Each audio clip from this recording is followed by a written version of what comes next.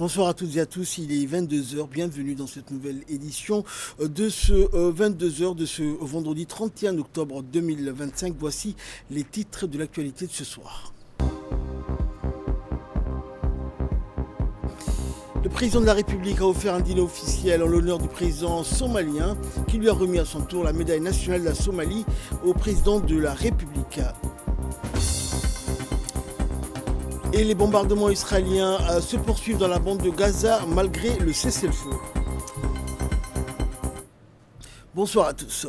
Le président de la République, Ismaël Omar Guelleh, a offert hier un dîner officiel au Palais de la République en l'honneur du président somalien Hassan Sheikh Mahmoud ainsi que des invités de marque venus participer à la cérémonie d'inauguration du mémorial de la paix à Arta. Une soirée riche en animation musicale, un événement riche en couleurs qui a servi de support au discours des dirigeants politiques venus nombreux pour célébrer l'inauguration du mémorial et la commémoration du 25e anniversaire de la conférence de paix d'Arta.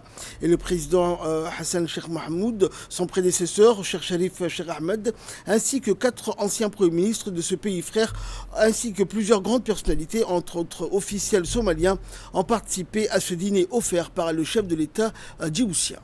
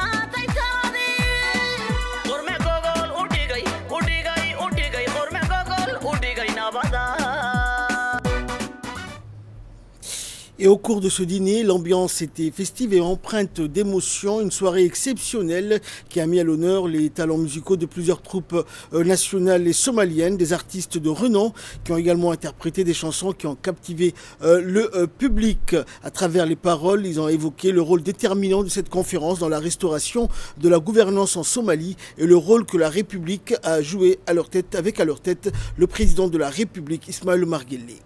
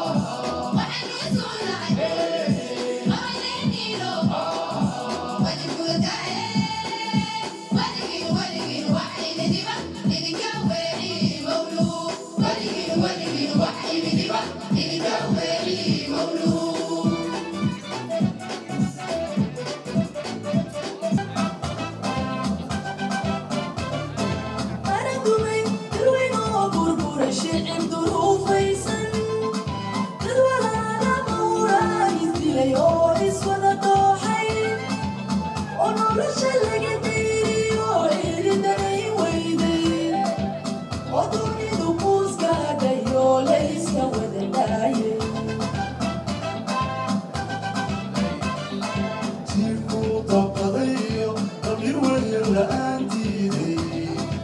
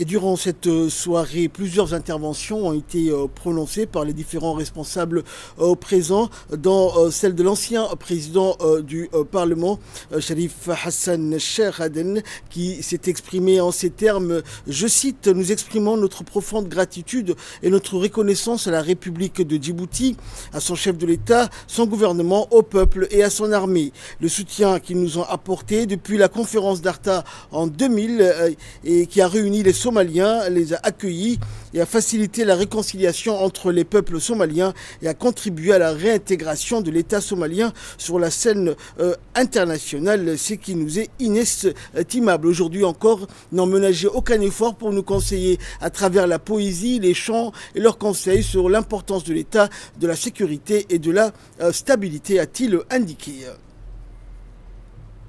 Et par la suite, l'ancien Premier ministre somalien Hassan Ali Khairé a indiqué qu'après l'effondrement du gouvernement somalien et le déclenchement des guerres civiles en Somalie, la communauté internationale avait perdu espoir de trouver toute solution à la crise somalienne et la République de Somalie a vu sa participation suspendue aux Nations Unies. Nos frères djiboutiens ont alors pris sur eux la lourde responsabilité de tenter d'éteindre les conflits qui avaient dévasté la Somalie. Ils ont tout mis en œuvre pour rétablir la paix et la stabilité dans notre pays en organisant la conférence d'Arta pour la paix et la réconciliation sans aucune autre aide extérieure pour accueillir des milliers de Somaliens venus de l'intérieur du pays et de la diaspora. Cette conférence qui a duré plusieurs mois a constitué la pierre angulaire de la naissance de la Troisième République somalienne, laquelle continue encore aujourd'hui à diriger le pays. Et de son côté, le président de la République fédérale de Somalie, Hassan Sheikh Mahmoud, a souligné l'importance capitale de cette journée historique, la qualifiant de moment mémorable gravé en lettres d'or dans les annales de l'histoire somalienne. Le président somalien a rappelé que les relations fraternelles unissant la République de Djibouti et la République fédérale de Somalie sont profondes, solides et enracinées dans le temps, reposant sur des liens indéfectibles tels que le sang, la foi et un destin commun. Le président somalien a poursuivi ses propos en indiquant que c'était une immense fierté et un grand honneur pour lui de décerner durant cette soirée au président de la République, Ismaël Omar Guelleh, la médaille d'honneur nationale en qualité de 10e président de la République fédérale de Somalie en reconnaissance de ses positions sincères et de ses efforts nobles au service de la nation somalienne. S'adressant directement à son homologue djiboutien, le président somalien a ajouté que le président Guelleh avait inscrit en lettres d'or dans l'histoire de la Somalie et qu'il avait démontré qu'il était un dirigeant courageux, clairvoyant, patient et sage qui s'est tenu aux côtés de la nation somalienne à un moment où le monde doutait encore de sa renaissance et de son avenir.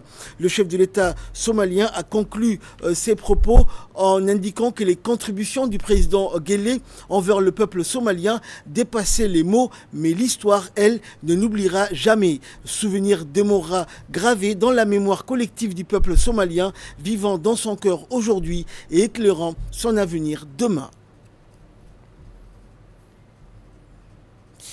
Et dans un geste empreint de reconnaissance et de remerciement, le président somalien Hassan Sheikh Mahmoud a décerné une médaille d'honneur au président de la République. Cette distinction vient saluer le rôle déterminant joué par le chef de l'État dans l'initiation, l'organisation et la suivi pour la réussite de la conférence historique de réconciliation somalienne tenue à Arta il y a un quart de siècle de cela. Cette conférence a marqué un tournant majeur dans le processus de paix en Somalie, alors en proie à une guerre civile prolongée. En initiant cette rencontre, le président Guelleh s'est imposé comme un artisan de la paix dans la région, offrant à la Somalie une plateforme neutre et propice au dialogue entre les différentes factions. Le président Sheikh Mahmoud a souligné lors de la cérémonie que cette initiative avait jeté les bases d'un nouvel espoir pour le peuple somalien. Il a salué la vision, le courage et l'engagement du président Guelleh qui n'a ménagé aucun effort pour favoriser la stabilité et la cohésion à travers cette conférence qui vient renforcer les liens fraternels entre les deux nations, unies par la langue, la culture et une volonté commune de bâtir un avenir pacifique.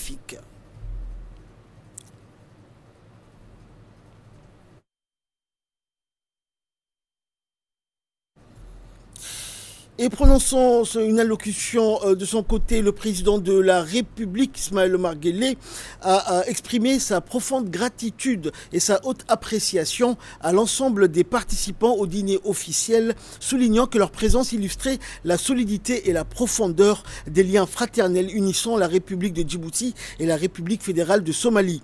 Évoquant la décoration honorifique qui lui a été décernée par le président somalien, le chef de l'État a déclaré qu'il appréciait hautement cette distinction, que la République appréciait hautement cette distinction et que considérée comme une médaille épinglée sur la poitrine de chaque Djiboutien. Elle revêt une signification fraternelle profonde, illustrant la solidité des liens entre les deux pays, des liens qui se renforcent et s'élargissent chaque jour davantage. Et d'ajouter, je cite, « Je me place à l'avant-garde de ceux qui se sentent fiers et honorés de cette fraternité sincère ». Le président Guelleh a ensuite exprimé son aspiration à concrétiser les ambitions des deux peuples frères, invoquant l'aide du Tout-Puissant pour avancer avec détermination sur la voie du progrès et du développement partagé, tout en appelant chacun à multiplier les prières et les remerciements à Dieu pour atteindre ces nobles objectifs communs. Le président de la République a affirmé que les relations bilatérales entre Djibouti et la Somalie constituaient une source de fierté et d'honneur, tout en exprimant le vœu de les voir devenir un modèle exemplaire de coopération et de fraternité entre les nations. Il a également souligné que le peuple djiboutien nourrissait une affection particulière pour la Somalie et aspirait à la voir plus forte, plus stable et plus prospère, déclarant, je cite, « Nous sommes très fiers de vous et nous vous encourageons à avancer avec confiance vers l'avenir ». En conclusion, Ismaël Omar Guelleh a salué son homologue somalien, le qualifiant d'homme sincère et dévoué au service de son peuple. Il a enfin renouvelé ses sincères remerciements à l'ensemble des invités pour leur participation et leur marque d'estime lors de cette soirée fraternelle empreinte d'amitié, de respect et de solidarité mutuelle.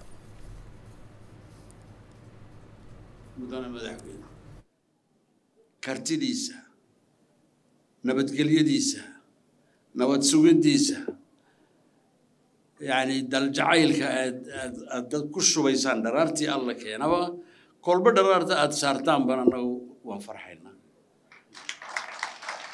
waan ku faanaynaa waan odhanaynaa ka sii soco horey u sii soco nin u khidmaynaya ummadda Soomaaliyeed ayaan kugu naqaana halkaana inaad ka sii wado mahadna waan soo celinaynaa kullu walaalaheenna noo yimiday gabigiinuba waad mahadsantihiin. Assalaamu calaykum waraxmatullaah. Et la troisième réunion du Conseil de l'Agence internationale pour les énergies renouvelables, IRENA, s'est tenue du 30 au 31 octobre à Abu Dhabi. Lors de ce conseil, notre pays a été représenté par Moussa Mohamed Ahmed, ambassadeur de Djibouti auprès des Émirats arabes unis, représentant permanent auprès de l'IRENA. Cette réunion a été précédée par des réunions des comités tenus le 29 octobre. L'événement a réuni les représentants des États membres élus du Conseil ainsi que les observateurs des organisations partenaires et des acteurs du secteur de l'énergie. Cette session intervient à un moment crucial pour la communauté internationale alors que les pays s'efforcent de tripler la capacité mondiale de production d'énergie renouvelable et de doubler les gains d'efficacité énergétique d'ici 2030 conformément au consensus des Émirats arabes unis adopté lors de la COP28. En nouvelle du monde à présent, des nouvelles frappes israéliennes ont visé la bande de Gaza au cours des dernières 24 heures, malgré l'annonce d'un cessez-le-feu entre Israël et le mouvement de résistance palestinien Hamas, faisant plus de 100 morts palestiniens, dont plusieurs dizaines d'enfants et de femmes, selon les autorités sanitaires locales. L'ONU et plusieurs organisations humanitaires ont exprimé leur profonde inquiétude face à cette reprise de violence, soulignant la dégradation rapide de la situation humanitaire à Gaza, marquée par des coupures d'électricité prolongées, un manque d'eau potable et une pénurie de nourriture. Les affrontements récents menacent désormais de faire voler en éclats ces efforts diplomatiques fragiles. Et enfin, l'ouragan Melissa, classé en catégorie 5 avec des vents dépassant les 280 km/h, a lourdement frappé les Caraïbes, entraînant la destruction de milliers de maisons et laissant des centaines de milliers de personnes sans électricité. Le bilan humain s'alourdit, plus de 30 morts, principalement en Haïti où la situation est encore critique. Les représentants de l'ONU à Cuba et en Haïti ont lancé un appel international pour soutenir les efforts de reconstruction. Les prévisions indiquent que Melissa devrait continuer à affecter les Bahamas puis les Bermudes plus tard dans la soirée. C'est la fin de ce journal. Merci à vous de nous avoir suivis. Excellente soirée sur Télé Djibouti.